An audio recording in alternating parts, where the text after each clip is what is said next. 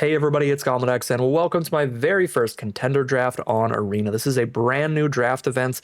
It's only new in terms of the event structure, in that it's going to play like any other 8-player Premier draft, where you've got 8 players all drafting together, and then you're going to play your games until you get 7 wins or 3 losses. But the prize structure is vastly different. It is 3,000 gems to enter, or 20,000 gold.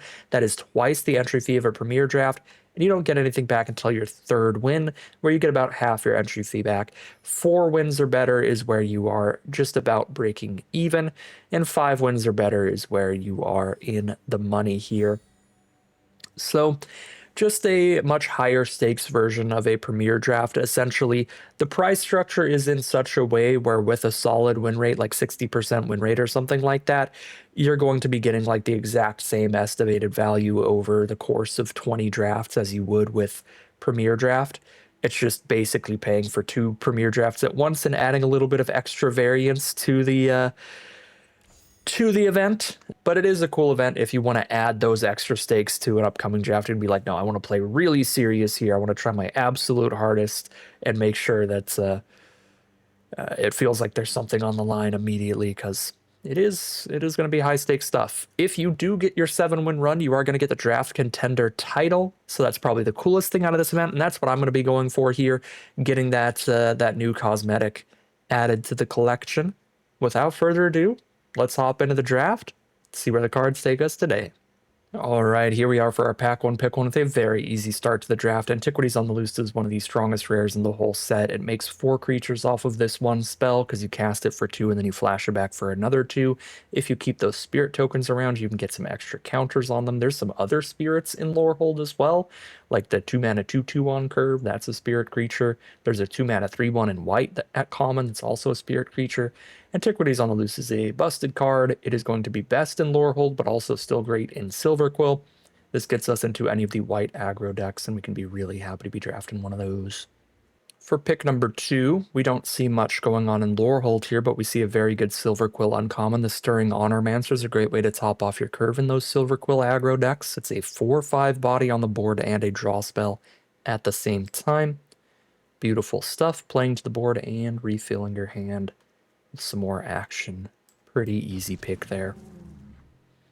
Pick number 3 now is a little bit interesting. We see a couple decent black removal spells like Wander Off and Feed the Swarm, but we do see a 2-for-1 removal spell out of Lorehold with Molten Note. This can kill 2 creatures off of the one spell over time, so I do think it is quite a bit better than these black removal spells, to the point where this early in the draft, I think it's worth the speculation. We're not tied to Silverquill off of only one black pick right now. We could still be Silverquill or Lorehold. So I am going to take the strongest card in here, even if it doesn't stick to our Stirring Honormancer. This way we are 1 toe into each of the 2 different white aggro decks. Pick 4, we take the 3/3 Haster for a Lorehold strategy. It's definitely better than the Cheerful Osteomancer, so certainly heading towards red rather than black here. It's enough better than Allen Historian to not just take the white card to fill the gap a little bit.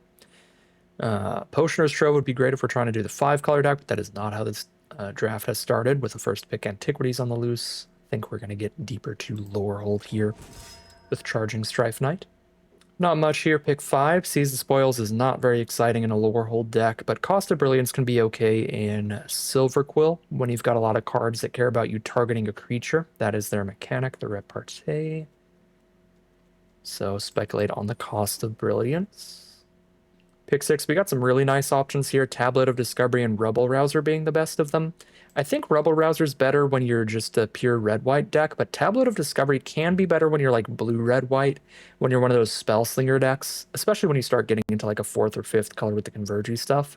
But I think generally speaking, Rubble Rouser is probably a tiny bit better for like the Lorehold more aggressive builds. So we'll go for that Rubble Rouser. There's a Wilt in the Heat. Perfect. That's pick 7 here, so it looks like Lorehold is going to be a decent spot to be. Pick 8 is not a great pack.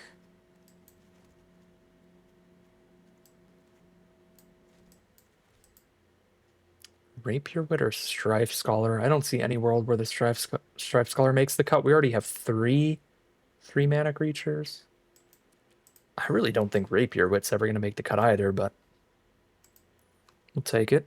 I am honestly Lore Hold Charm's like biggest hater, so I would rather speculate on Potioner's Trove in case we do get some really powerful Converge payoff. Like if we're gonna get Potioner's Troves, like pick 9. Then if we get a powerful Converge payoff, seems like a somewhat open strategy. And then like Seize the Spoils would be really good in Converge stuff as well. The Owlin Historian would be the safe pick for Lore Hold. It's just a fine filler card, but we already have 3 mana creatures again, so really don't need too many more. I'm going to speculate, have a Seize the Spoils and a Potioner's Trove towards the grindy deck. Lorecaster can go into either just Lore Hold or like the grindy 5 colors, so I like Lorecaster here over Dust Speaker. And we're taking that late Potioner's Trove as a reason to leave potential 4/5 color open. Okay. Pack 2, pick 1. There's Sundering Archaic for that 4 or 5 color. There's a Heated Argument that'll be fine in Lore Hold or the big slow grindy deck. Heated Argument probably the safe pick here. But Archaic would be quite good if we do 5 color by the end of this draft. Aziz is pretty inconsistent, but can obviously be quite explosive on the right board. Just grab this Heated Argument here. Pack 2, pick 2, pretty easy Repel Calamity. There's not a lot going on in this pack elsewhere. Every single creature we have drafted is like 3 mana right now, basically. So we really need to get some 2 mana creatures to the point of taking a Stone Dawson over a Wilt in the Heat out of this pack. That looks reasonable to me. No good Converge cards, no great cards to splash if we do go that 5 color route, so just take the Dawson. Working on Lore Hold. Expressive Fire Dancer. Not the most exciting card ever, but you gotta get some filler 2-drops to get aggressive. We could try to go red, white, and black. Play a couple Honor Mancers off the splash. I mean, I could end up still running the Trove and the Seize the Spoils for treasure and random fixing. There's no... There is a 2 mana creature here. There is a Fire Dancer. But Honor Mancer is so much better. But it is awkward to be going into a 3rd color in a somewhat aggressive archetype like Lore Hold. Ooh, Colossus of the Blood Age is a great finisher. Tome Blast is great removal too, but I think we're doing pretty solid on the removal front. To take a Colossus here, keep taking creatures. There's that Relic Sloth for Lore Hold. I am taking it over 2-drop, which is not ideal, but the 2-drop is way worse. There we go. There's a Spirit Mascot, 2 mana, 2/2 on curve that gets bigger every time we're getting stuff out of our graveyard. Pursue the Past is pretty solid too. It's a solid card, but we really need those 2 mana creatures. Pick 8 is nothing. I will take a Lore Hold Charm and really hope not to play it. Aziza, pick 9. Not a great card, but again, still need those 2 mana creatures. This pile right here is debatable. I'm not sure 100% if we're going to be going for that Black Splash, but I think even if we go for the Black Splash, we're not going to play Cost of Brilliance. It would just be for the Honor Mancers. This looks like a very reasonable spot to be, honestly. We only need a few more 2 mana creatures to have a solid curve here, and we've got the good spells at the ready. We're in a good spot here. Shouldn't be too worried. Page would not be horrific in here. We do have a couple kind of expensive cards. The X-Mana Spell 2. I'm really not a fan of Pigment Wrangler. I'll take a Page. Another Wilt in the Heat, super late. Beautiful. We're not going to be hurting for removal spells, that's for sure. Alright, pack 3, pick 1. Another Stone Dawson. And another Rubble Rouser. Rubble Rouser's better in a vacuum, but curve-wise, Dawson's going to be better here. Turn a non-land permanent from your grave to the battlefield every turn for 7. 7's a lot, but that's gotta be worth it. Seems pretty hard to beat. There's the Snarl Song in pack 3. Too late. Ooh, Elite Interceptor. Also a red-white dual land, which would be valuable, but I think we've got enough cards at this point. We can just not play black. Just a dedicated 2-color deck. Where it would still be better to have a duel or 2, but I don't think it's better than having an Elite Interceptor. card is really good. Okay. Ooh. Is this pack a complete miss? I guess I can play the Owlin Historian. Practically a complete miss. Borrowed Knowledge is one of those cards you just need to read it one time, and then you're like, oh yeah, this card literally does nothing. Technically in the right matchup. Best 2 out of 3. This could be a sideboard piece against like the 5-color decks that always have a lot of cards in hand. Another starter Relic Sloth. That looks good to me. Monstrous Rage is a fun one, but I like our non-creature spells already. A second Colossus of the Blood Age to top us off. Makes me even happier to play this page. We're getting pretty high on the mana curve. Another 2-mana creature, Spirit Mascot, or Shattered Acolyte. There's that Pursue the Past for draw as well, but 1, 2, 3, 4, 5 non-creatures, 17 creatures, and then those 5. Yeah, I'm already doing fine there. I'm going to play the Spirit Mascot. Especially with like double Relic Sloth to trigger them every single turn, that could be super sweet. Already not playing my other copy of Lorehold Charm, although now I've got enough 2-mana or less creatures that gets reasonable for the second ability. Still not exciting. Dig Site Inventory here with double Spirit Mascot? Maybe. I don't think I'm playing double Lorecaster because I already have 2 other 6-mana creatures. I could play double Rubber Rouser for sure. We drop these Owlins. Then I don't have like any flying, but could be worth it. All right, I'll take a red-white duel over a Fire Dancer. Happy we got at least one of those pretty late.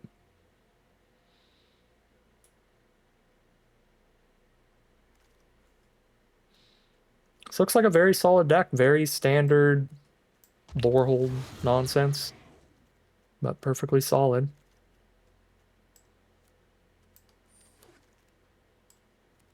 We've got a Monstrous Rage to choose from. I've got a bunch of extra combat tricky cards that we could swap around if we really want to. All right, I think I'm definitely... Well, we've got double Rubble Rouser. Maybe Page is not that necessary. But, again, I have a lot of these 6-mana top-end cards and the 7-mana finisher, so I do think the ramp is going to be nice. This is a 16-creature deck with Antiquities on the Loose and Restoration Seminar, so it's like 18. So I could cut a creature to add another non-creature spell pretty easily. We think Aziza's pretty inconsistent, or if I think the Rebel Rousers are enough and we don't need the Page, or if we want to keep that curve lower and get rid of the Lorecaster at 6. I think these are the best options for cards to cut. To swap something out. But I don't really think any of our non-creature cards are all that exciting to swap out. Monstrous Rage is probably the most interesting.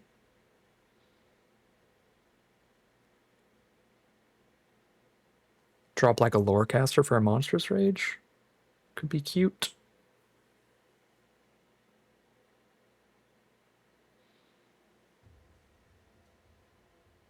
If I had drafted like a one of Pursue the Past, I think that's where I'd be swapping here, play a little bit of card draw. I could swap one of these out for a Seize the Spoils, but significantly worse than like a Pursue the Past. Feels mid enough in this kind of strategy to just prefer a random filler creature, which is what we would be cutting for it. Let me read Aziza again. Yeah, that's going to be really narrow. That is not going to happen often. But every once in a while, double Wilt in the Heat.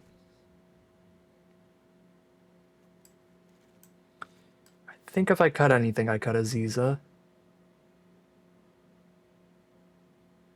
Aziza for Monstrous Rage, or I could just keep the creature count really high and cut Aziza for like an Owlin Historian here, because we really aren't running any flying. And I think we've got double Rubble Rouser, double Relic Sloth.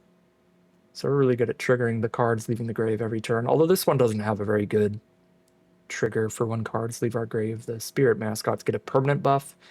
This just gets a temporary +1/+1. It's not that crazy.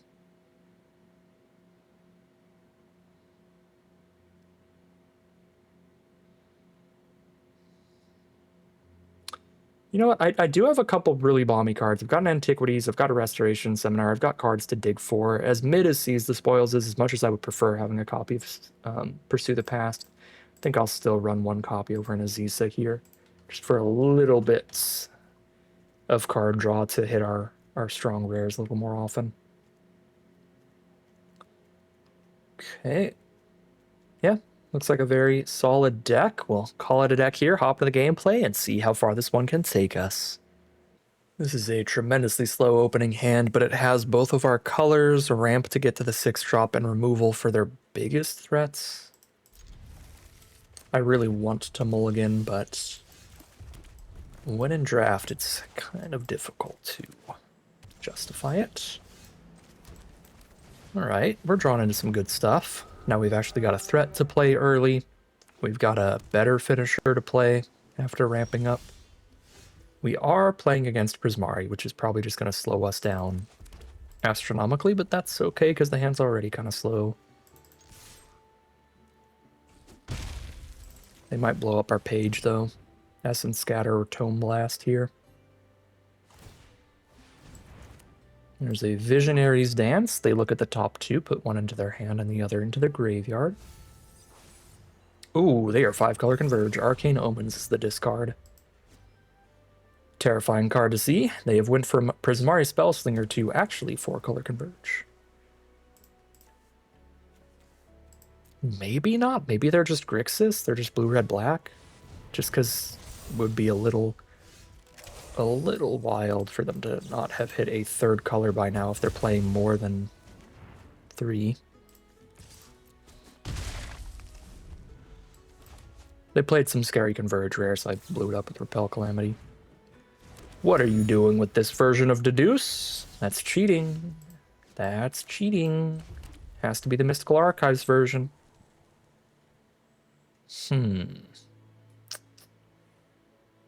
Don't love the open blue mana. I haven't played anything scary enough they needed to scatter anything. Ah, perfect. Actually wonderful. I'm perfectly happy to draw Spirit Mascot again, I think. Boom.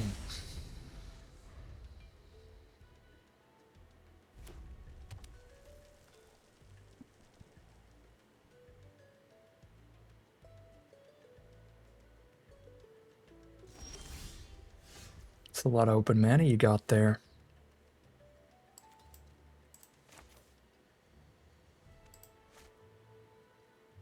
What are you going to do with it? What are you going to do with it, opponent?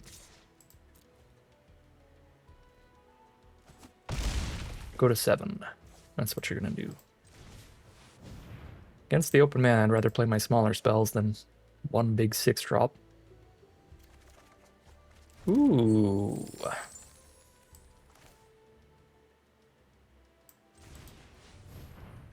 Play the Mascot over the Rouser. Embrace the Paradox. Draw 3, put a land from their hand onto the battlefield. What do I got in my grave? I don't even have a permanent in my grave for Restoration Seminar yet. They haven't blown anything up. They just put them back in my deck.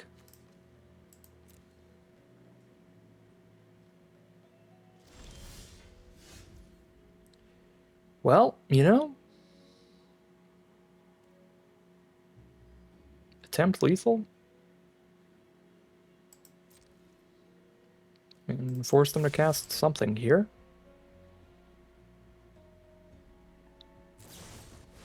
Traumatic Critique, which is going to draw me some cards off Colossus if I want them. Then I can Restoration Seminar Colossus back while they're tapped out. Beautiful.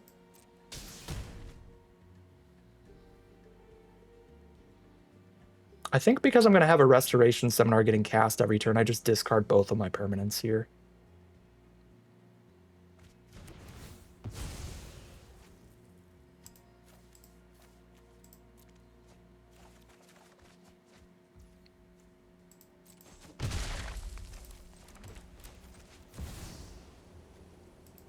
Boom.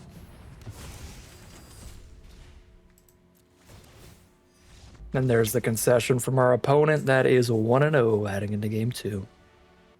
All right, here we are on the draw for game number 2. Don't start till turn 3, but we got good stuff from that point on. Playing against blue-red again. There's a Meritus of Conflict, which gives them a Lightning Bolt every turn that they play 3 spells.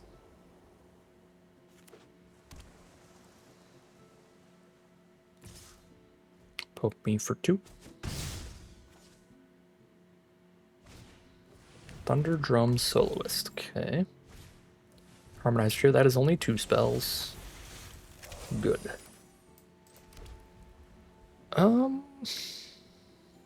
They've got enough creatures on board, and I have enough cards in hand to use mana on with no more lands that I'm really tempted to play Rebel Rouser. I feel like Rebel Rouser Ditch Repel Calamity isn't crazy, because this can be a matchup where they just don't have any creatures with power toughness 4 or greater. Because their top end in Prismari decks is often the thing that makes 2/3/3 flyers. None of their current creatures we can shoot already. Yeah, I think I'm going to play Rebel Rouser, discard Calamity. I could also just not discard a card. Or discard the Seize the Spoils. But I'm going to discard Repel.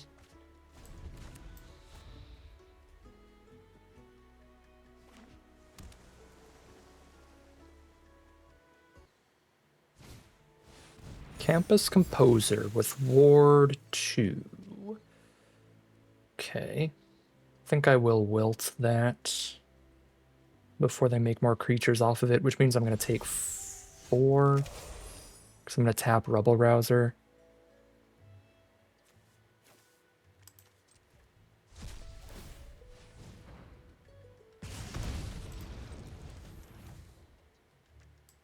Yeah, I take a hit here.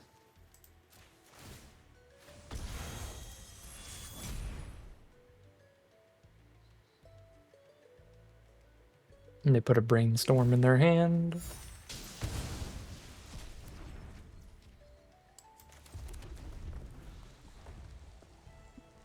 Harmonized Trio is actually really good with Emeritus of Conflict, giving them another 1-mana instant to try to cast 3 spells in 1 turn. It's pretty sketchy.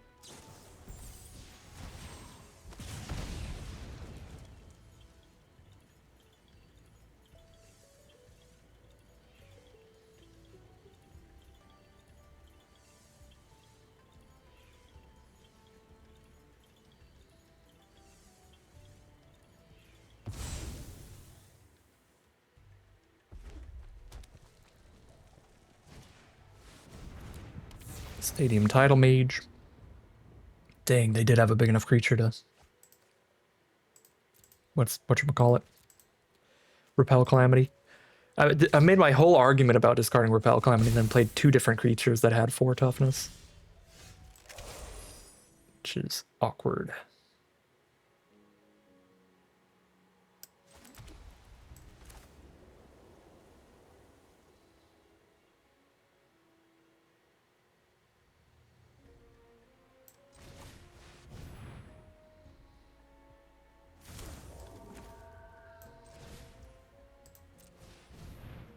Plop down all our spirits, and then buff them all next turn.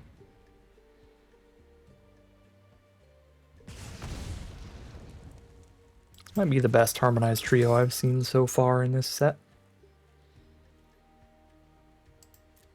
Because it is going to be drawing more cards. And again, the synergy with Emeritus is pretty scary.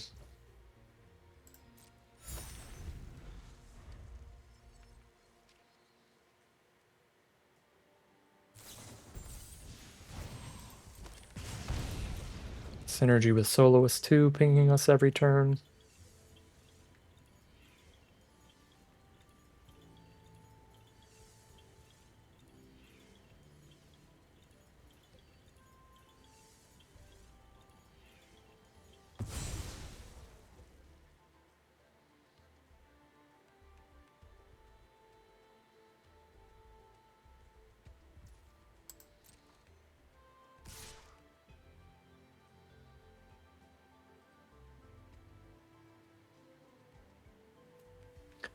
I might have to take this trade.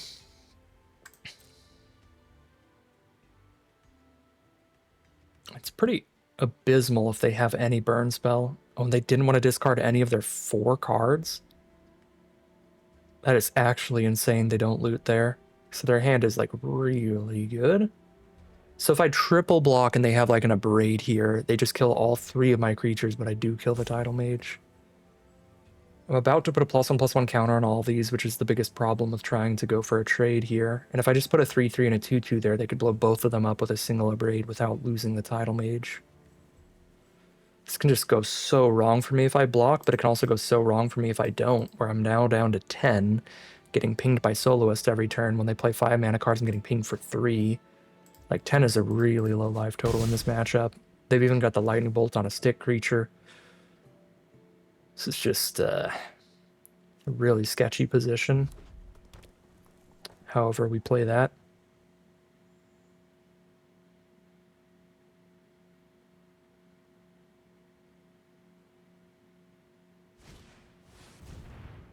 Second Stadium Tidal Mage, okay.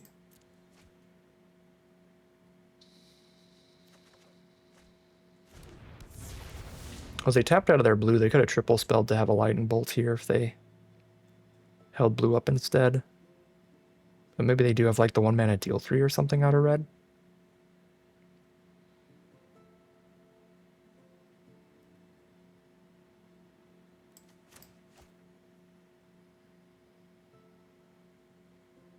The Mockery, or whatever it's called, the sorcery.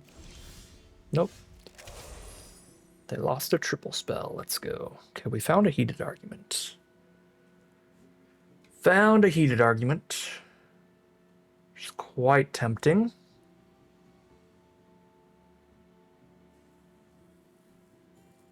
I think I need to just get the Antiquities on the loose out of the way, though. Then I have 4 3/3s and a 4/4. And we're actually, like, holding off their attacks.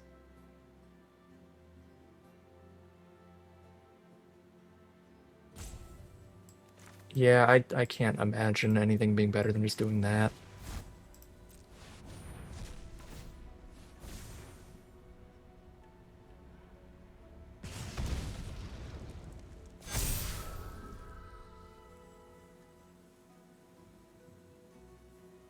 Is it worth holding this land to discard the Strife Knight, or do I need to get the mana out? Because I have 6 mana now. I'd have 7 if I play this, which is enough to play Sloth plus Seize.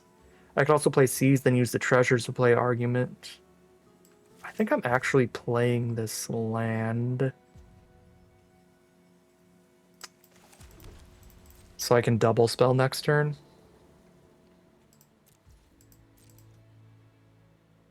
Which means I shouldn't have tapped Rebel Rouser, but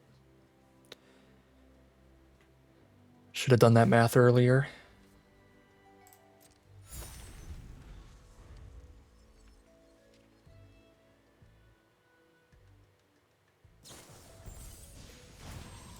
Yep. Brainstorm. I'm gonna have to heated argument the Soloist. Be a little embarrassing. I can gain 4 at some point, but the Sloth is definitely gonna die the second it attacks. They've got enough power to kill it easily.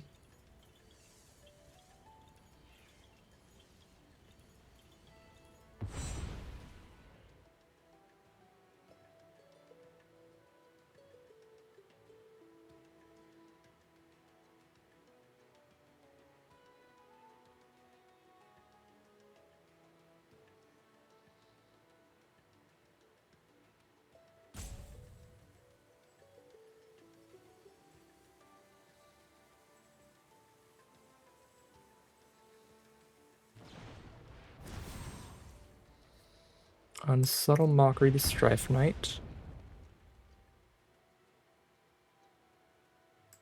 I think I just allow it. I don't think I'm discarding any of these, because then, again, I can double spell any of these. Well, either of these with Seize the Spoils.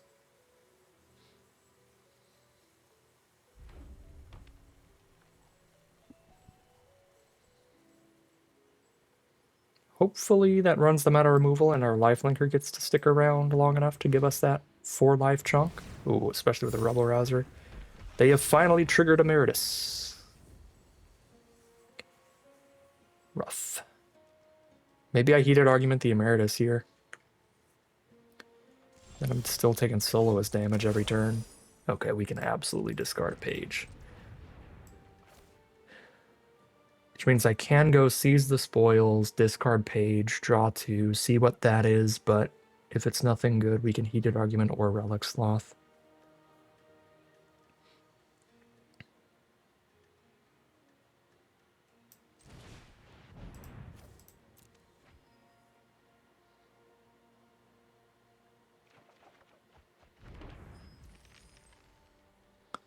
Something good. 7 mana to cast.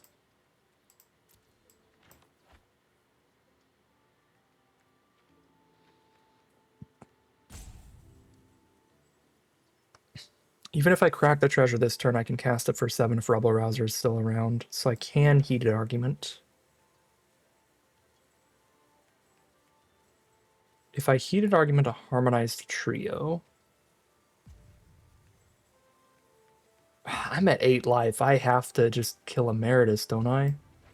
Otherwise, I get lightning bolted for 3. I'm at 5. Soloist triggers, I'm at 4. And they have a Rebel Rouser too. Oh my god. It's so sketchy.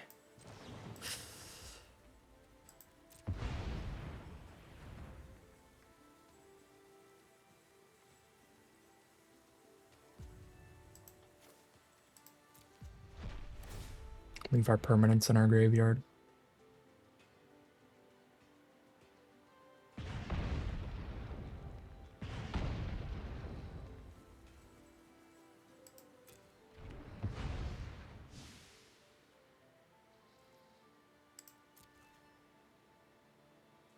Well, I'm taking 2 damage a turn. This harmonized trio. Like, by the time I could kill the harmonized trio, I then would be taking 4 damage from Emeritus if I killed trio instead. It's really awkward.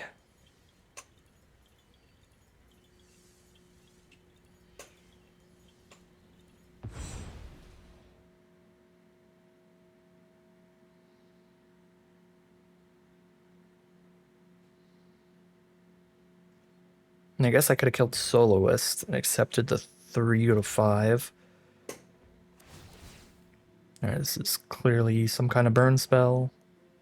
But hopefully it's not double, so I still kill 1 Tidal Mage.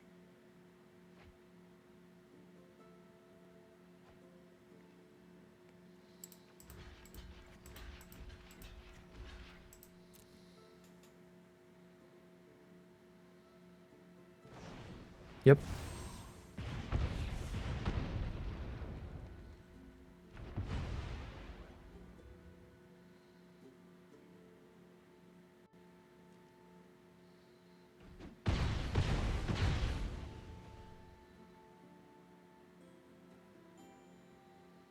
We go to 5.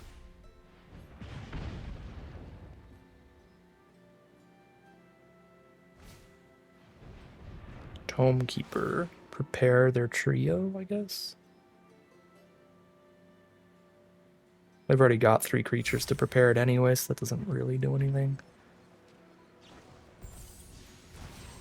Never mind. They had the island play, so it does. That means they can do that and then also prepare it again next turn. Oh.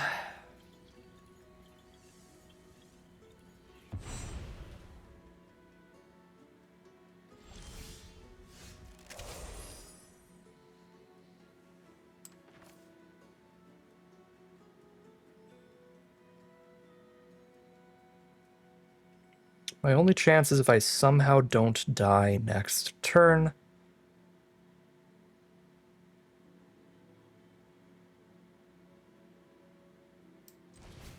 And then I get Relic Sloth plus Restoration Seminar going to gain 4 every turn.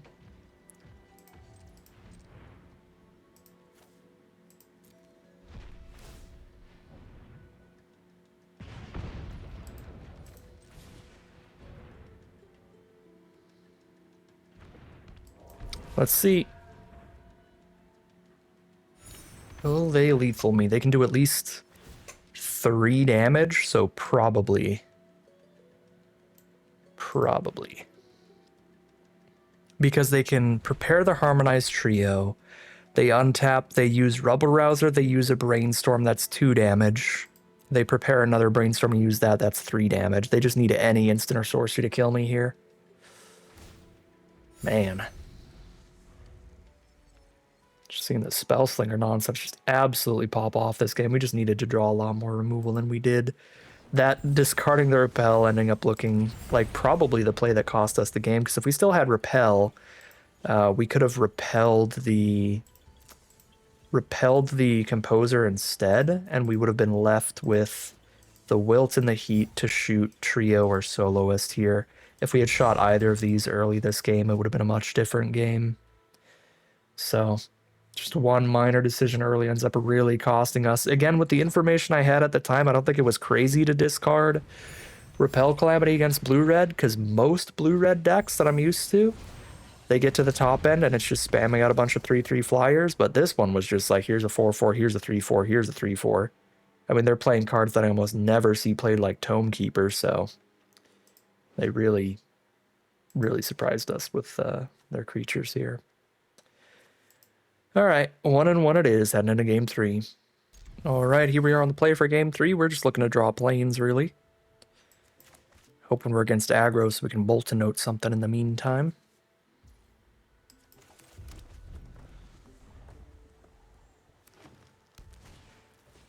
Studious first year. Well, we're not against aggro, but that is something to Molten Note for sure before they get mana out of it. And we drew the planes, so we've got a really excellent start. Playing against Quandrix, green, blue. No ramp for them yet. Antiquities on the loose.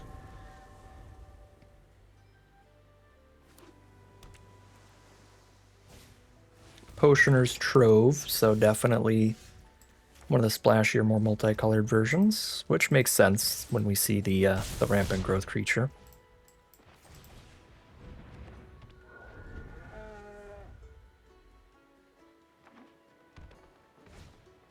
Planar Engineering. Well, there you go. That's going to be perfect mana. Sack 2 lands, grab 4 basics. They could have all 5 colors out if they want them. Oh, it's all green-blue. That is actually surprising. But they now have 1,000,000 mana next turn, so they can do something really big. The tap land here. It's actually okay, because all I could have done with an untapped land was Heated Argument anyway. I could already just Wilt in the Heat, whatever they're going to play, for the same amount of damage. Well, 5 damage instead of 6. We'll see if that ends up mattering. Hopefully not. If they play a 6/6 here, we got by our 1 tap land.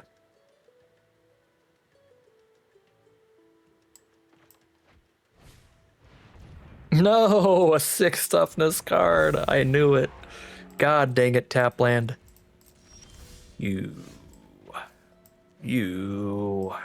Now I have to not play Antiquities on. If this was an untapped land next turn, we would have Heated Argument into untap and Antiquities on loose, then we couldn't possibly lose. Alright, well.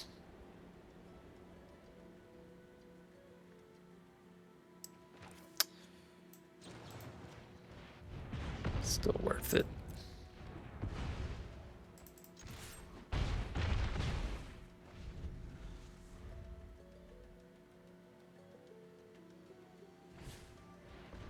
Wait, they would have just been dead if that was an untapped land 2 turns in a row. Because we would have killed that, dealt 3, exiling Molten Note, they'd be at 5, and then I just Antiquities, they're dead.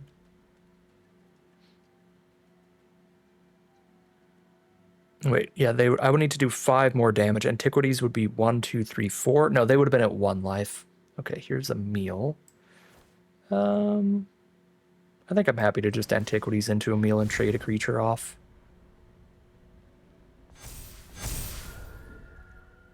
Trade 1 off, deal 7, put them to 1.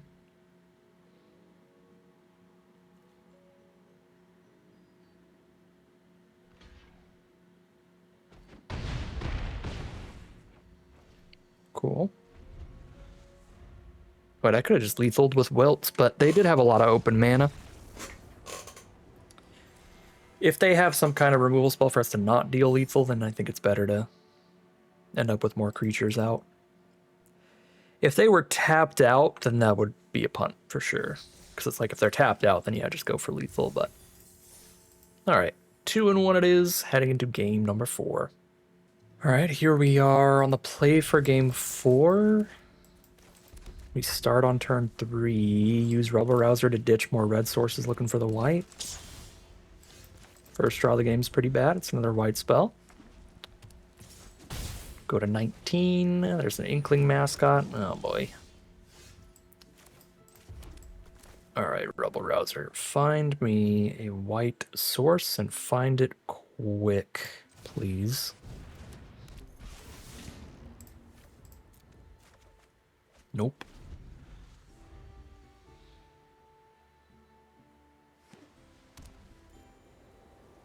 Seize the Spoils is a solid draw, though.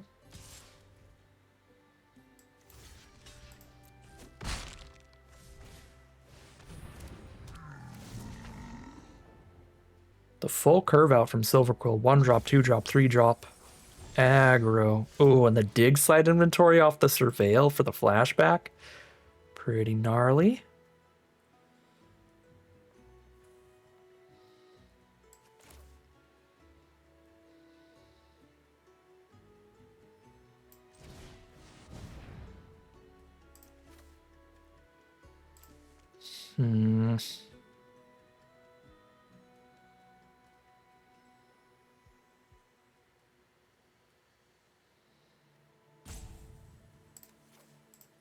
Just the Wilted keep the repel because they can make something big enough to repel here.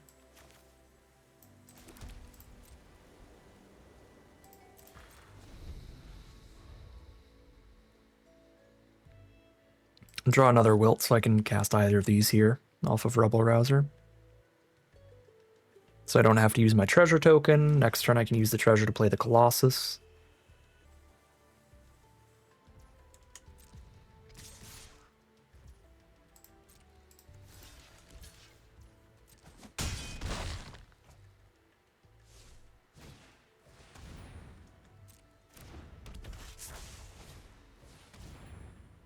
Double Shattered Acolyte? Yikes. Okay.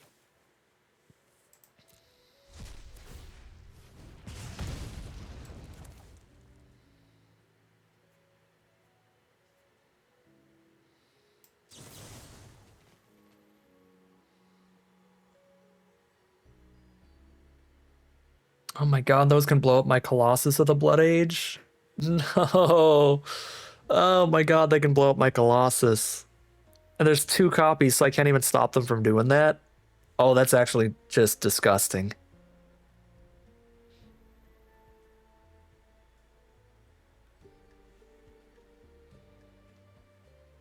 Well, that is, yeah, that's incredibly bad.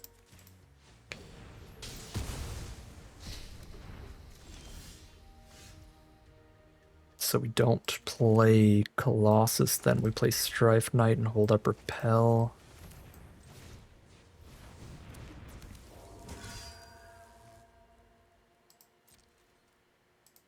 So I can repel the Ink Mage if they make it a 4/4.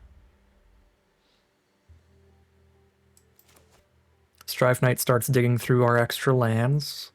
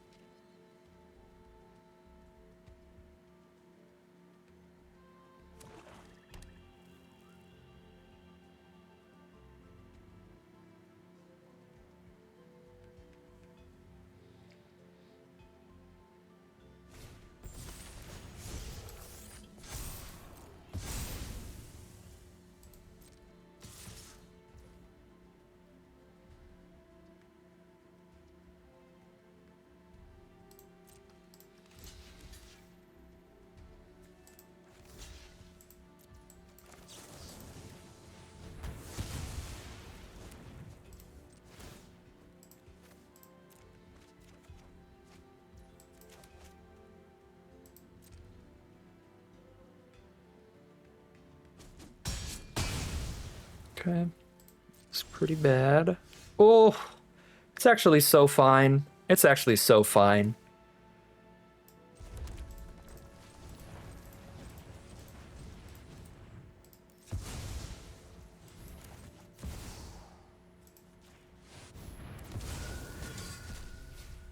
Thank you, Restoration Seminar. Very cool.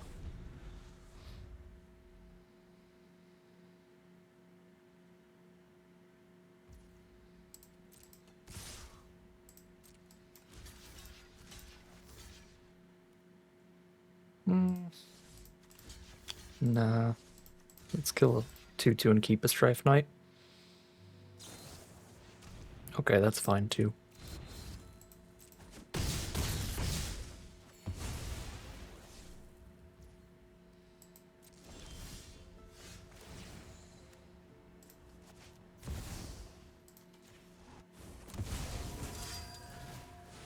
Colossus just dies to Acolyte, but we've got Restoration now. Yeah, they're over it. Okay, that is 3-1 now. 1 win away from getting some of our entry fee back here as we head into round number 5.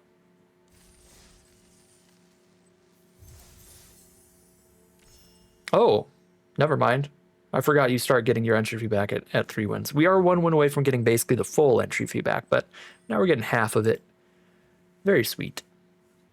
Another mono red hand where we're really banking on that Rubble Rouser. But we keep that.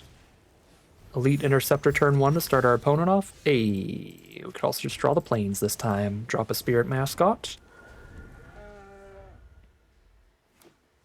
Playing against a blue-white with Elite Interceptor. So probably blue-red-white, some Jeskai.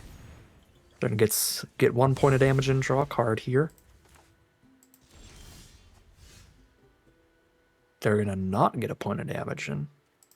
Strange. Strange. I've got 2 6-drops in hand. I feel like I should maybe not discard a card here.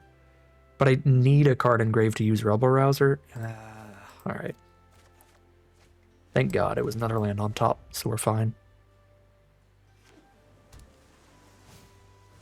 Potioner's Trove. Alright. Another Elite Interceptor. The defensive Elite Interceptors here. Jesus, I'm really happy I discarded a land because we've just drawn 5 billion more.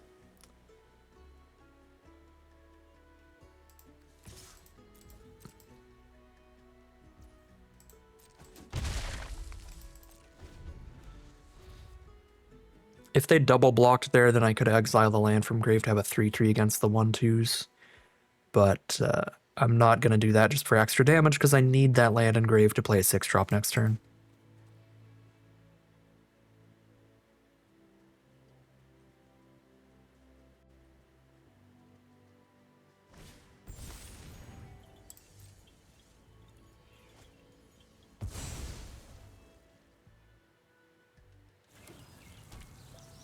Found a black source now. Blue, white, and black currently. They are probably just 5-color, just with white as one of the core colors, which is not a common occurrence. Very interesting.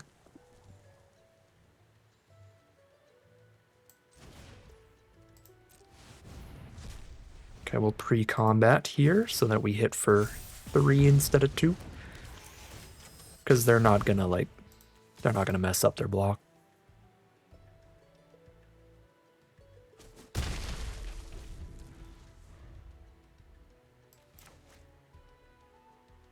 I might discard a Lorecaster if Colossus dies here, because without an instant or sorcery engrave, it's just an overcosted 4/4. Double Potioner's Trove. Don't play a 1-mana instant or sorcery. A 2-mana instant or sorcery that exiles my card with a death trigger. Well, they didn't play a 1-mana instant or sorcery, so they listened to me. Oh, hello. Lol. LMAO even.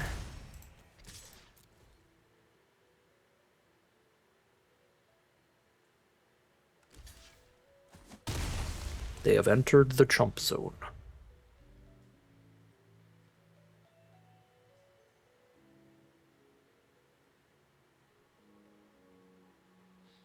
Man, double trove is such a nightmare.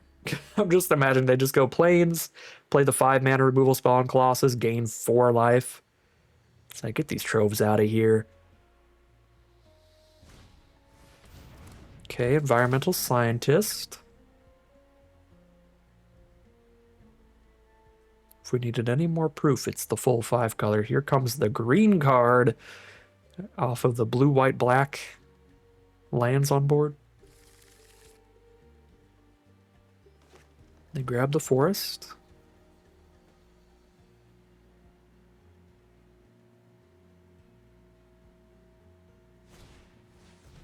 Exhibition Tidecaller to mill me. Every time they cast an instant or sorcery, and mill me 10 cards when they cast a 5-mana one. Big yikes.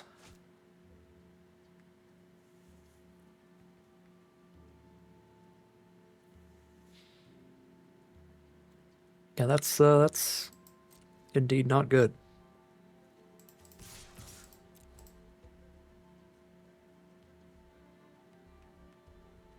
Man, if I had an instant in this hand, it would go so hard, because then I get another card engrave, which means that I could exile it to Rubble Rouser, and then Mascot's a 4/4 as like a combat trick.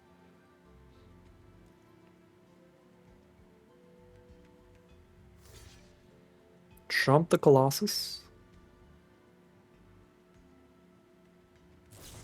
Blow up the Spirit Mascot by putting it back into my deck. Well, I'll obviously put it on top because they're just going to mill it anyway. They did not mill an instant or sorcery for me. Awkward. Oh man, and they can gain 2 again. These troves.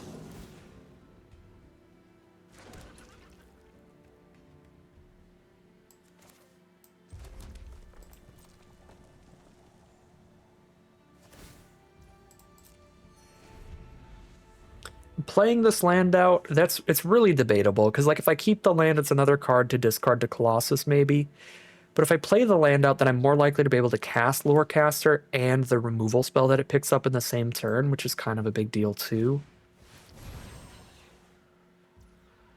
Snarl Song, mill 10. Hello, Antiquities on the Loose.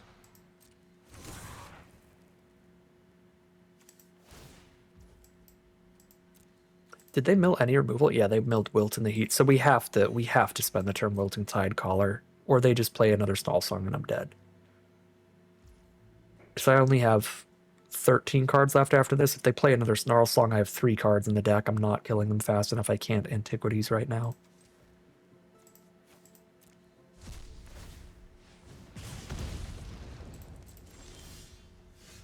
Okay. 6 for Lorecaster on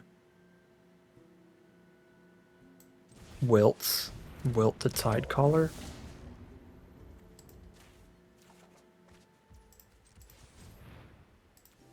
Now I can hold lands. Now that I've done that thing.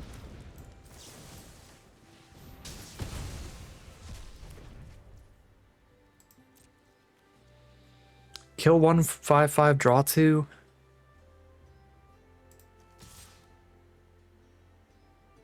And Colossus is unlikely to do much better anytime soon, so let's get the draw going.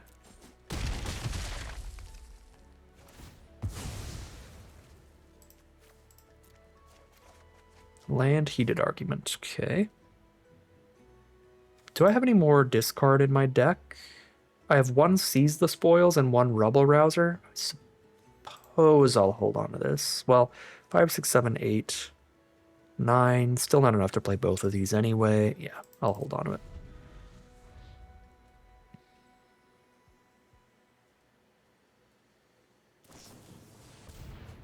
Quick study, draw a couple, gain another 4, go back to 20.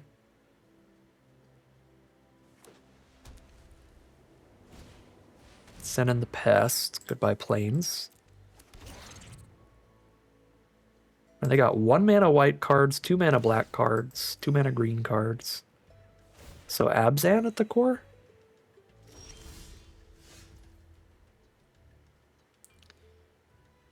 Something you see all the time.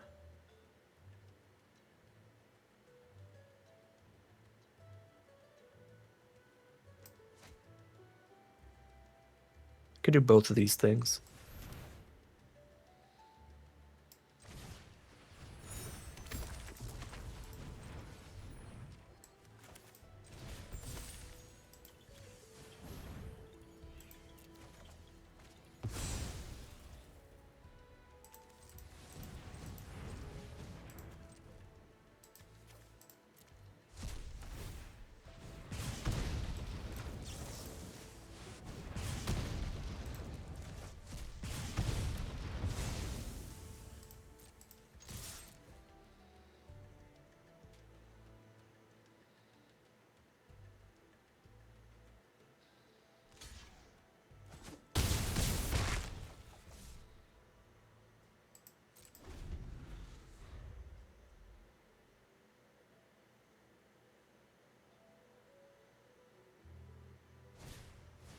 Hydro Channeler.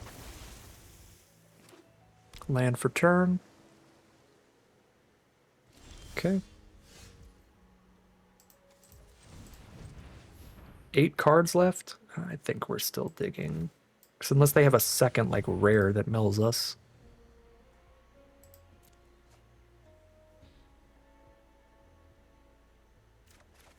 Then this will just help us kill them faster.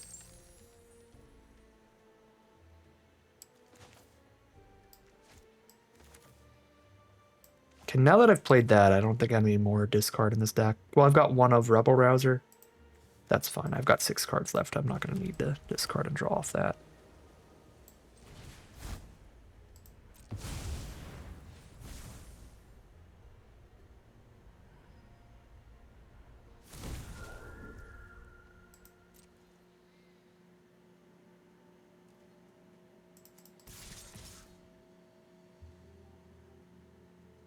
Can double block and kill Glyph Mage, I guess.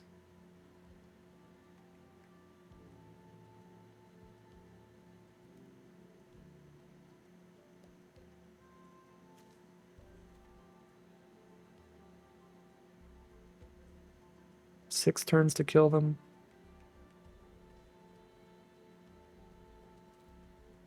Still whittle down a creature, though. Yeah, that's fine. They can double block and kill Glyph Mage, or they can kill just Interceptor and Chump.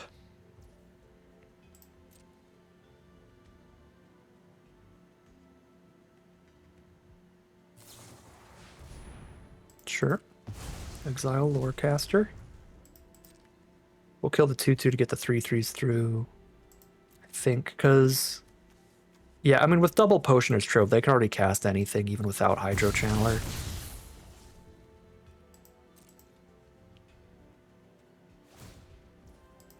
Game 4.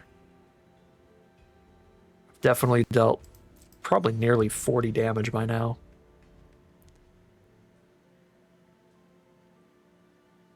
Start doing those upkeep Forum of Amity scries.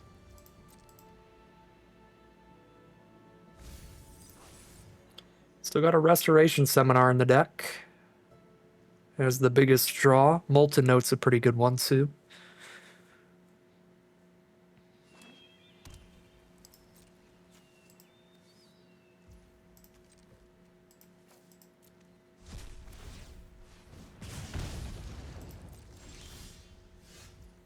Stone Dawson is not awful.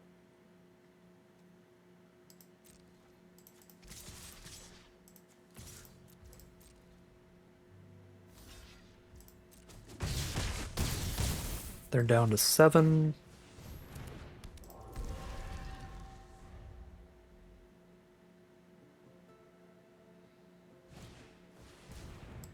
It's a gain 1 and another blocker.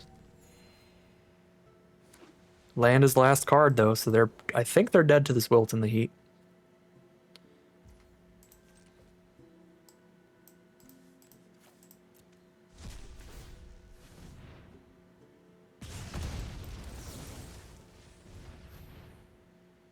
Block 1 creature, take 1, 2, 3, 4, 5, 6, 7, 8. Yeah, they're dead to that. Okay.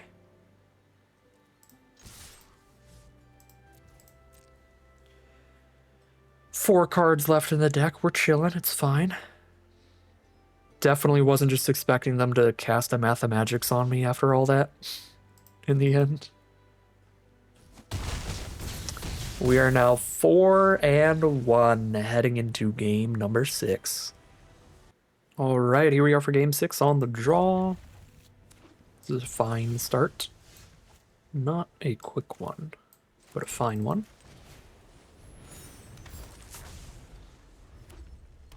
Then against blue-red, Tester of the Tangential starts them out. Starts them off, whatever you want to say. That thing is not going to be big enough to survive a Molten Note next turn anyway, so I'm going to Rejoinder first, so even if they throw a removal spell at Interceptor, I've still drawn my card.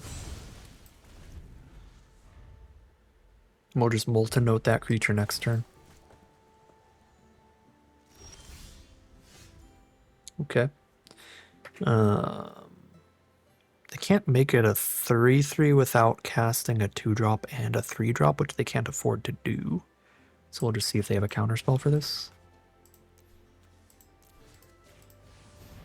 Nope.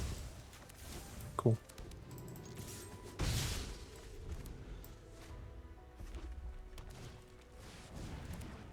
Stadium Tidal Mage. It's going to be an efficient Repel Calamity. Can I draw a 2-mana creature? 2-mana creature plus 2-mana removal spell. Super efficient aggro time. Come on, Arena. Come on, top deck, let's go. That's a 6-drop.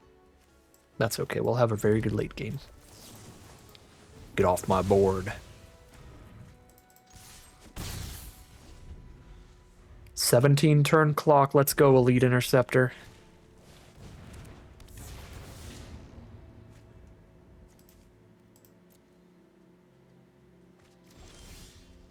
Stadium Tidal Mage has been more popular today than I've ever seen it be in my previous experience drafting this set.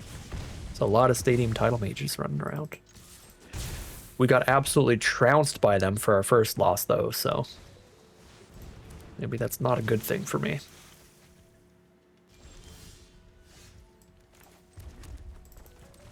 Whee!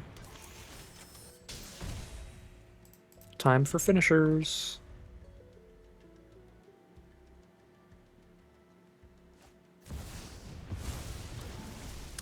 Copy and Orisa every turn is good card draw, but if they trump, they have no creatures left on board, and if they don't trump, they're at like 4, so it's not good for our opponent.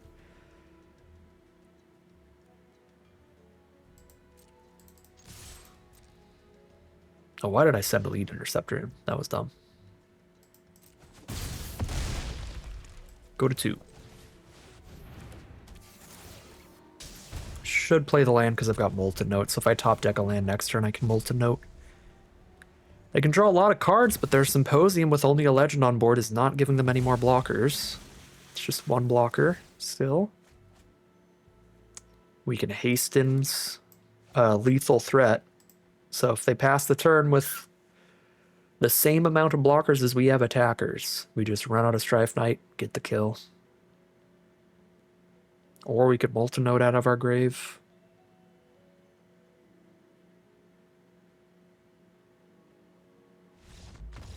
And they just can't do it already. That is 5-1 now. We have made it into the money on our very first Contender draft. Maybe I should play these all the time. No. I have had plenty 0-3, 1-3, 2-3 drafts as anybody's going to do, and you get absolutely nothing back after 3,000 gems for those, so we're just on the good end of the high variance today. We are now in the money out of this draft, no matter where things go from here. All right, here we are on the play for game number 7. I feel like it's been a little while since we've been on the play, but I could be wrong. Maybe we were on the play last time, we just didn't have a aggressive hand. But this is like on the play with a 2-mana 3/1, so that's exciting. Playing against a red deck, we did not draw into a 3-drop on curve, and we've drawn some expensive spells, so if we miss our land next turn, that's going to be real bad. Okay, that's probably the best non-land card we could have drawn here. but it is still awkward. I think with a 6-drop in hand too, I should get rid of one of these 4s to lock in the mana.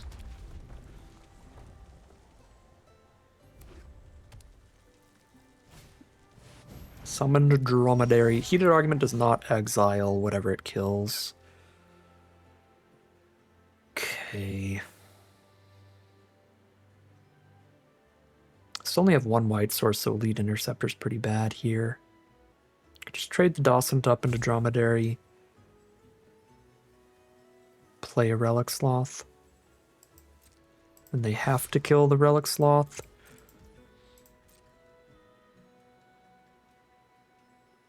Or they have to pick up the Camel. Okay. I'm pretty happy with no blocks. Then I think we're kind of chilling with just Relic Sloth here.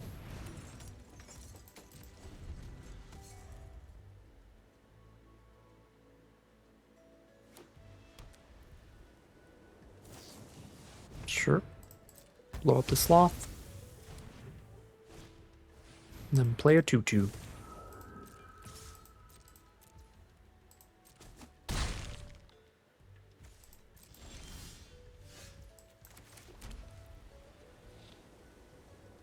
There's my second white.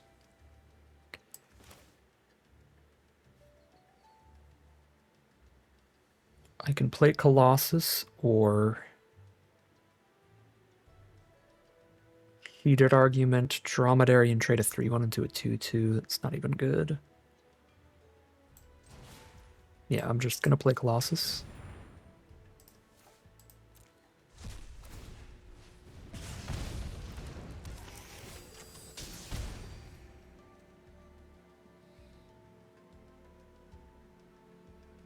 You know, the Dawson trades aren't crazy here. We slow down their group project stuff. Double block.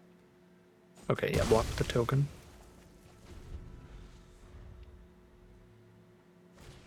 I changed my mind about the Dawson trades. They're actually fine. Okay, we can Heated Argument the Relic Sloth. And they just don't have good blocks. I have the mana to Heated Argument and Repel Calamity, and then they're forced into chumping. That does seem pretty gnarly.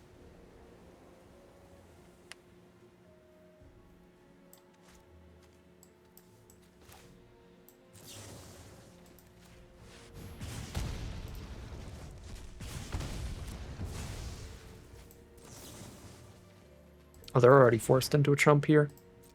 I don't even have to repel.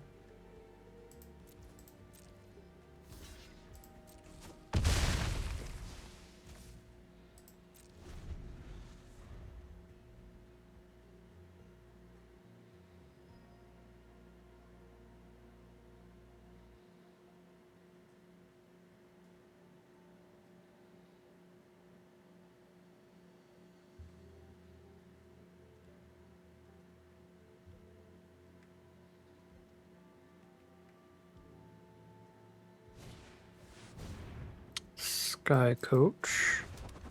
Okay.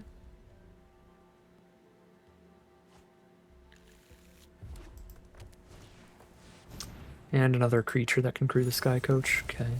So they will have a blocker up here, guaranteed.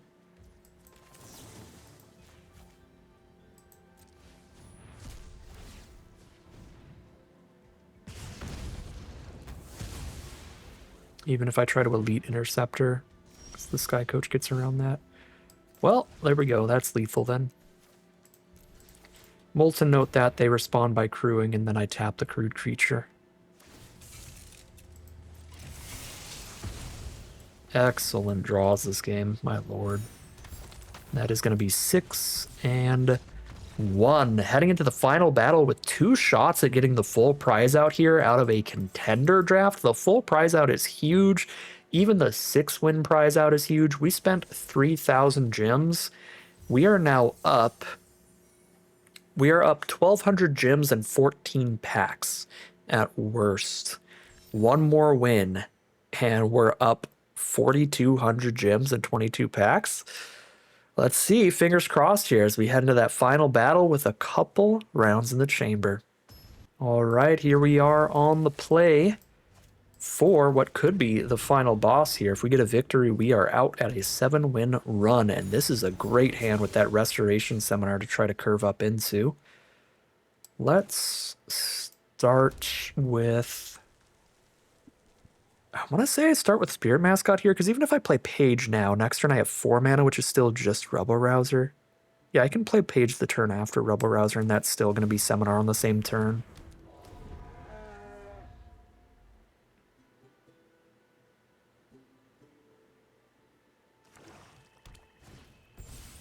Rampant Growth from our Witherbloom opponent. They grab another forest, so they might just be Witherbloom. Just green-black. There's a Wilt in the Heat as the draw. Rebel Rouser. I'm going to discard Repel Calamity, because if Rebel Rouser sticks around, Wilt in the Heat is going to be able to kill more stuff.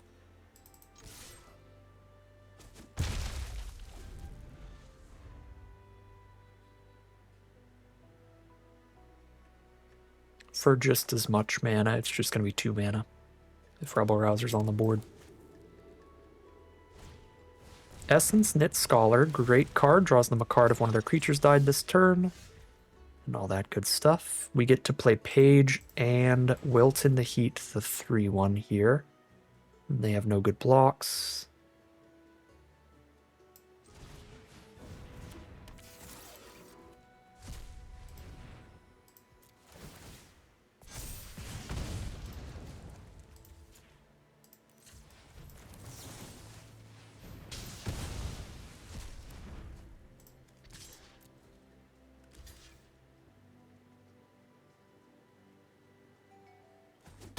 Chump it is. Oh, the Witherbloom deck just played a Fields of Strife, by the way. I did not know. And now a Paradox Gardens. Okay, they are 4 or 5 color Converge. They just needed a second green. So I guess they just needed that for the hybrid cost on that 3/1. I'm at 20. I know they're highly unlikely to have some combat trick here, but it's just not worth even the slightest risk. There's no reason there.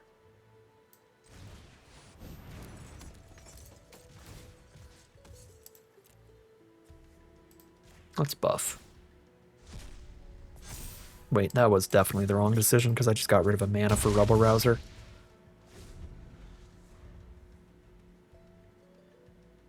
If it was between exiling a card from their grave and putting a ++1 counter on my mascot, I would definitely put a ++1 counter on the mascot, but I forgot that Rebel Rouser also needs a card to get a mana. So, that was loose. I guess that doesn't matter, because I'm not going to be able to play Restoration Seminar until I get another white anyway. Yeah, I've already got 6 mana without the white.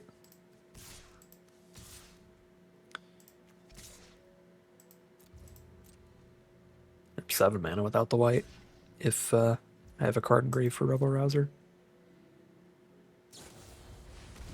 Bounce my Sloth. That is super fine, because we can replay it.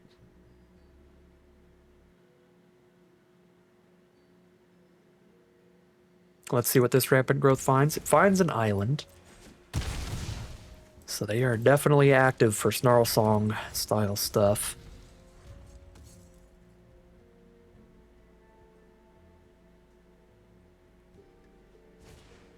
Fractal Mascot. Play a 6/6, stun our 4/4. Man, where's that second white, though? It actually doesn't even matter, because I can't even cast Restoration Seminar without something in my grave for it.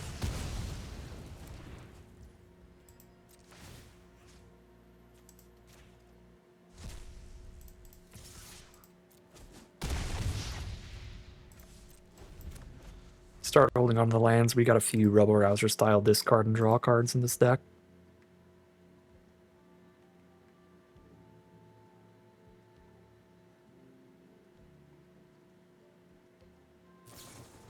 Quick study, draw a couple of cards.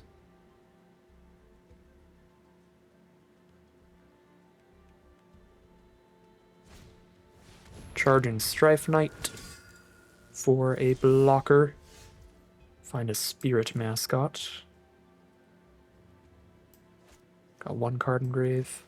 Okay. Play this pre-combat. I guess we are going to Rebel Rouser here.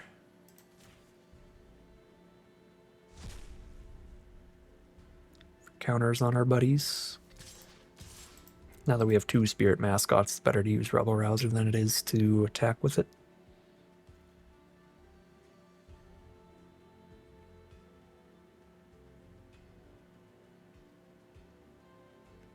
If they don't have an instant, their only play really is to chump block Spirit Mascot.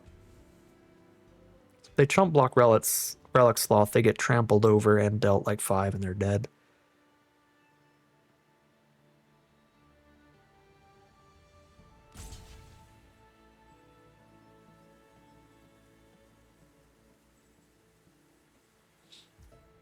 Yep.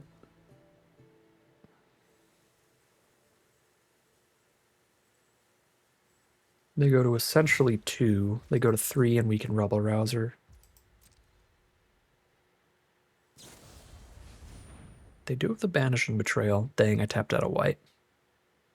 Awkward.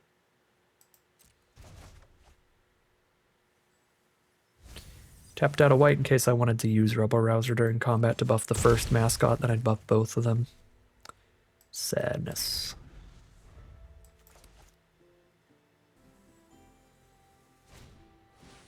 Paradox Surveyor. Draw an X spell or land out of the top 5. Have a 3/3 blocker up. Traumatic Critique. That's a really good hit. Oh my god, and then the Scrollsmith to replay something from grave. Replay Banishing Betrayal. Or Disdainful Stroke so I can't play the Sloth here. Banishing Betrayal, yep. Wow. Yeah, that is a huge yikes.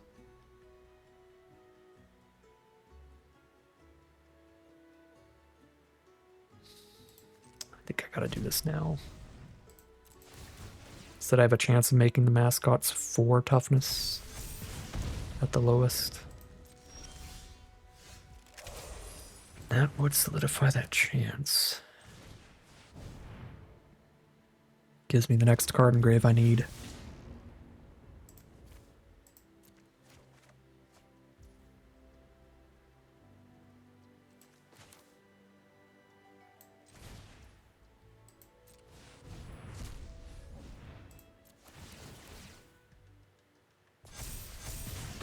So they bounce the 6/6. Double block the 4/4. I kill the first striker.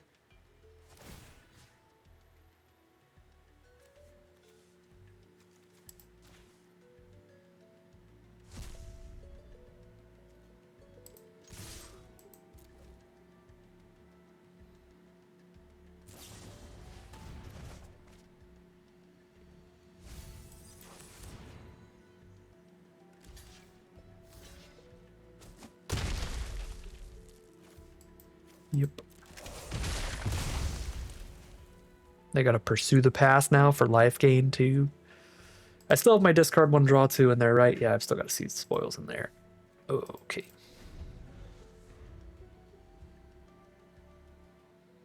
Traumatic Critique to Sloth for 4.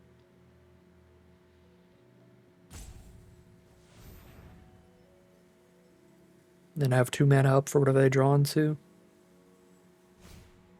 Ooh, Sundering Archaic, gross. Exile specifically gets around Restoration Seminar. Super bad. Also gets around the Rebel Rousers exiling cards from my grave. That's really, really bad for me. Yeah, and then the Archaic just puts the cards from my grave back. No second white, 17 cards deep is brutal. Yeah, I mean, there's no other way to put that. Pass. We draw our only other double white card in the whole deck before Plains 2. Technically, Plains number 1. We have a dual land, but we haven't hit one of our 8 planes. I hate to say this is the exact position you really do not want to be in against Converge. But we just don't have any pressure. Sure, they're down to 5, but they have a million ways in this archetype to stabilize so hard and gain a ton of life. Even just like one Potioner's Trove here would be deadly to me, but something like a Snarl Song would be game over.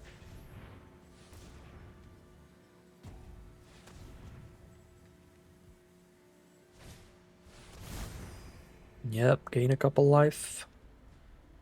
Draw a couple cards.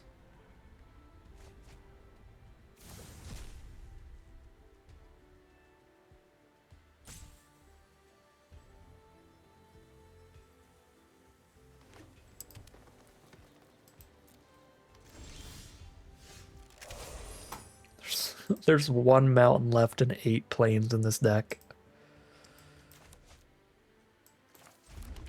What can you do but pass the turn?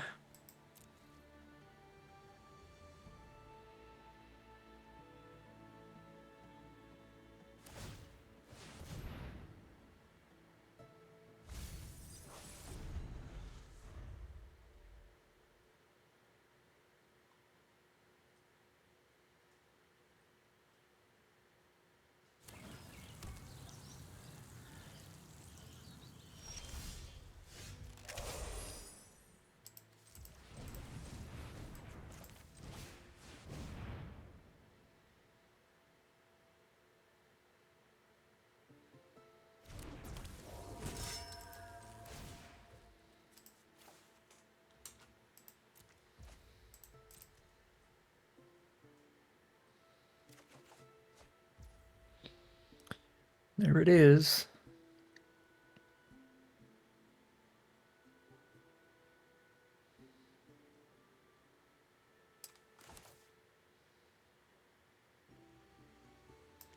I need to find a way to kill this Sundering Archaic.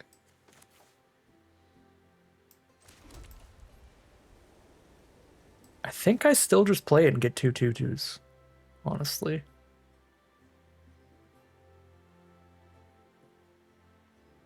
I can put it on bottom and I still get my 2/2s. It is a sorcery, so I could cast it, get 2/2/2s. I don't think I can hold price. Even if I could, I'd need 4 white sources. That's never going to happen at this rate. I could, like, discard it to a Strife Knight to try to flash it back instead of just hard casting the front half, but...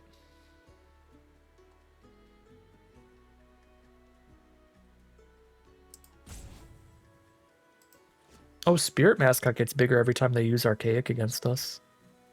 That's kind of cute.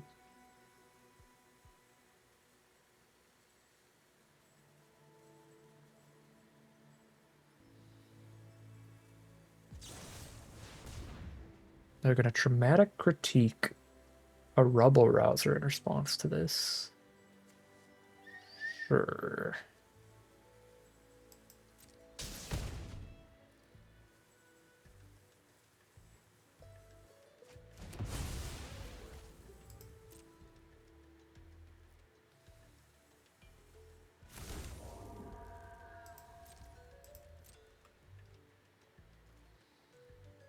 I don't think I should need full control mode to respond to the Archaiking, but I might. Let's see. Okay, I don't. But I'm obviously not going to exile Antiquities on the loose.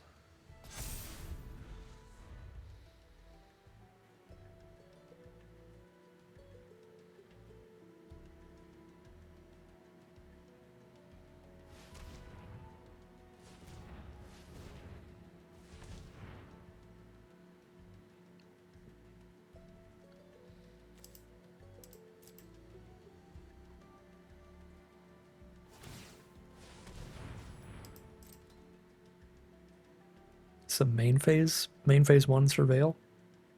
Okay.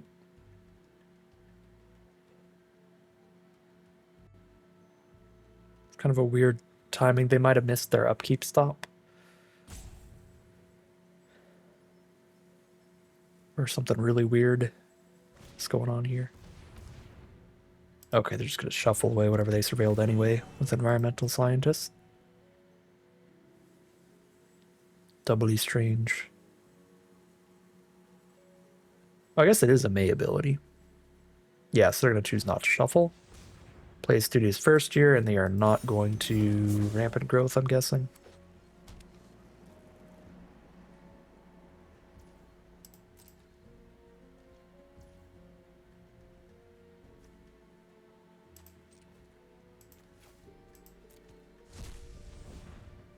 Alright, they can't respond to us pinging at least, but then they can put the other card back. The mascot gets bigger again, so that's fine. They're not putting that other card back. Sick. They're at 6 life, 4 blockers. 1, 2, 3, 4. One creature hits them for like 1. Yeah, they are very not dead. So we dig.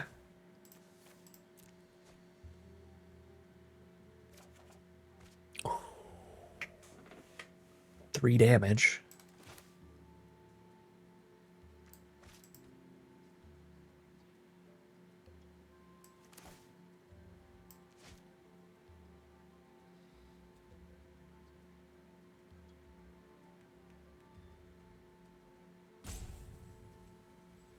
Do I really just cast this and pass? Do I not have attacks here?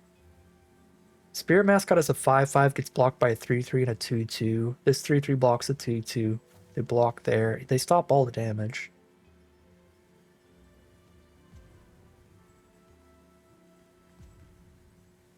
I guess I don't have attacks. Okay.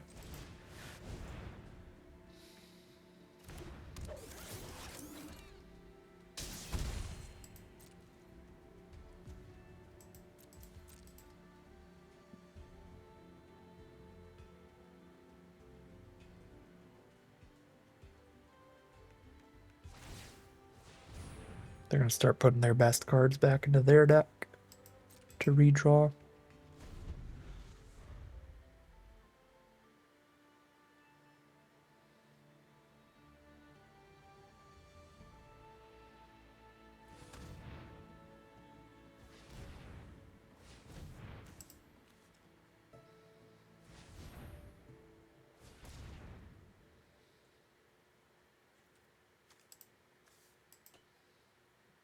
Oh, do they have the draw 5? Not quite. That's just going to be a 1-for-1. That's fine.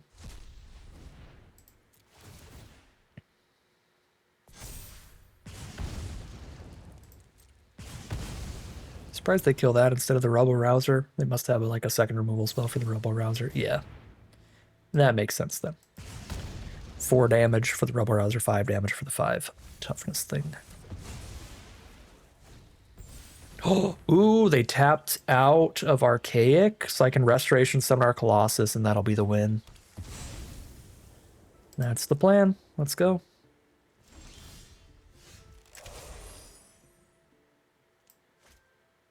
Yeah, let's go sicko mode.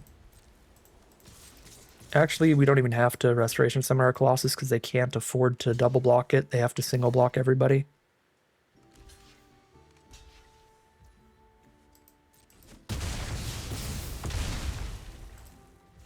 I can summon our Rebel Rouser.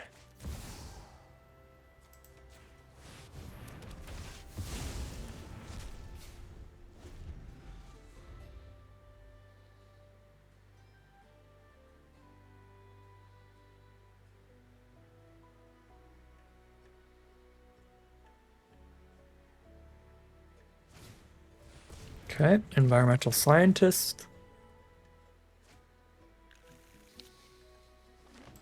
Play a land. They have enough Archaic mana to just get rid of our whole graveyard here right now. And then just chump Colossus.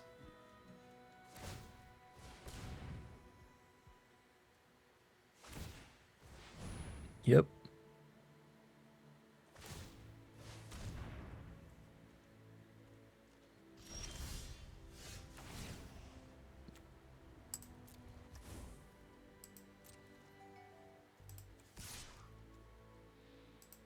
Maybe I should have gotten the 3/3 just because they have the Archaic, so Rebel Rouser's like less likely to actually get those last 2 pings. But at some point, theoretically, they have to chump with Archaic. At some point.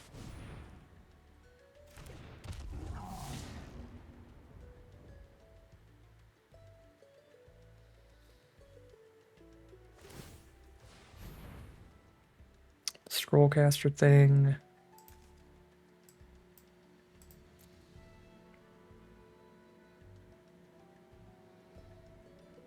It's kind of an insane game of Magic. If we ever drew removal for Archaic, they would have been super dead.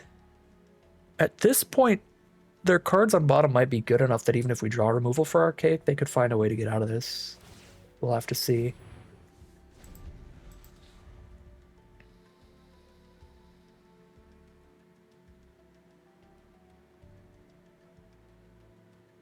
Obviously, we're like monumentally favored by life total, but opponent kind of has control over whatever they want to draw whenever at this point.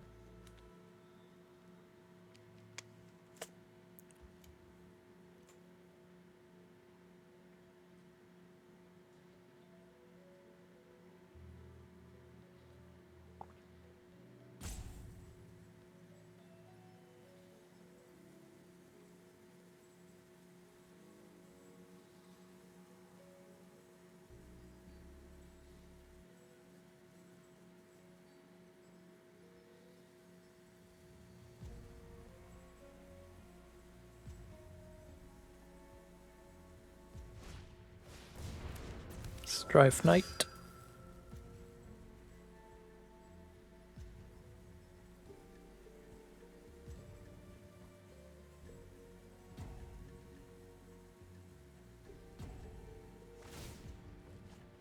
Discard Arcane Omens, draw a card.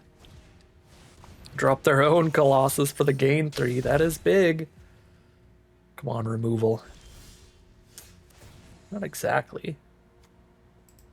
But that is lethal, right? We have 5 power outside of Colossus.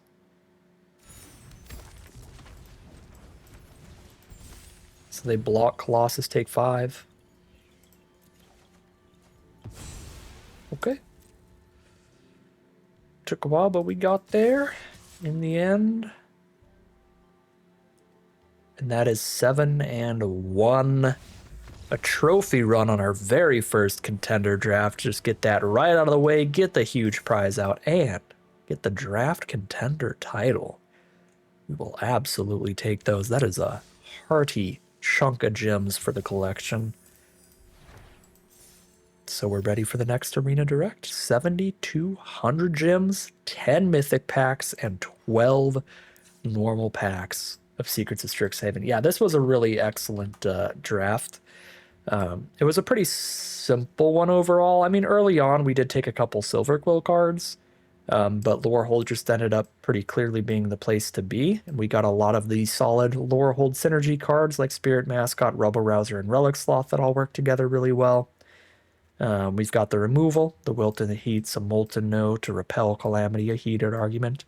And we have got the finishers. We got the uncommon finishers of Colossus of the Blood Age, and the bombs, Restoration Seminar, and Antiquities on the Loose. Super gnarly to have the kind of double bomb in that way. So really, really excellent deck. Can't be unhappy with this at all. I'm really happy I actually ended up running the Seas of Spoils. That ended up being a pretty solid role filler in this deck. And same with all the mana ramp. We ended up playing a lot of the 6 and 7 mana cards. So I liked having a page alongside these Rousers. Just great stuff from the deck all around for a full trophy run in this contender draft. Now we are officially a draft contender. But that is going to end today's video. As always, I'd like to thank my patrons and YouTube members for their support, as well as you for watching the video. If you enjoyed it and you're interested in seeing some more, you could always like, comment, and subscribe. Tell the YouTube algorithm to send me some more in your recommended feed. If you'd like to support the channel directly, you can check out the Patreon link in the description below. And other than that, as always, thank you very much for watching, and I'll see you again soon for some more Magic Arena.